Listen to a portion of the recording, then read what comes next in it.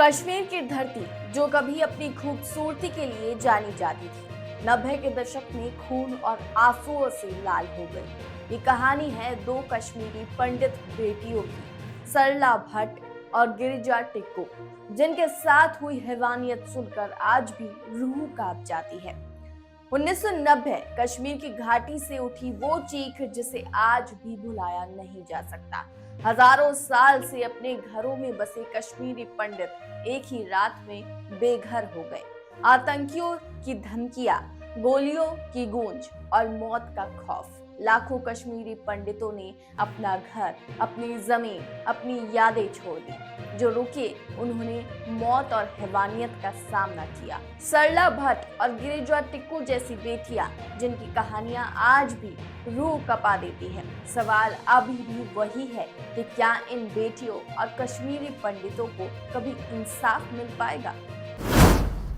16 अप्रैल 1990 Sher e Kashmir Institute of Medical Sciences की nurse Sarla Bhatt, उन्हें हॉस्टल से अगवा किया गया। पहले सामूहिक दुष्कर्म, फिर बेरहमी से पिटाई और आखिरकार गोलियों से छलनी कर शव को लाल चौक के पास फेंक दिया गया। गुनाह क्या था? सिर्फ इतना कि उन्होंने आतंकियों के कश्मीर छोड़ने के फरमान को मानने से इनकार कर दिया था।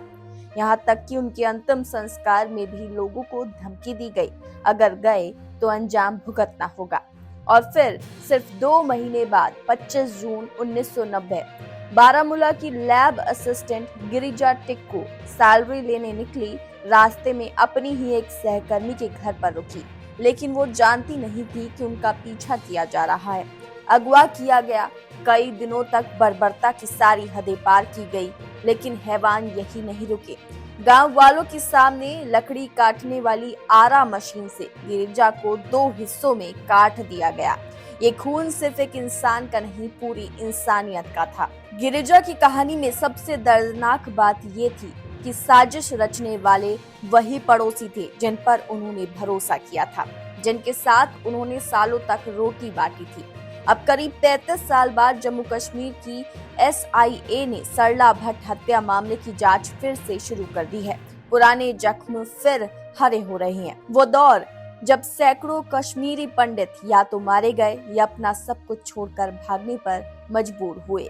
और उस वक्त भाजपा के समर्थन से केंद्र में VP सिंह की सरकार थी। जम्मू कश्मीर में गवर्नर रूल राज्यपाल थे जगमोहन। सरला और गिरिजा ये सिर्फ 2 नाम नहीं, बल्कि उन हजारों मासूमों की पहचान है जो नफरत की आग में जल गए। सवाल ये है कि क्या कभी इन बेटियों को इंसाफ मिलेगा या फिर उनकी कहानियां कश्मीर की बर्फ की तरह वक्त के साथ पिघलकर बह जाएंगी।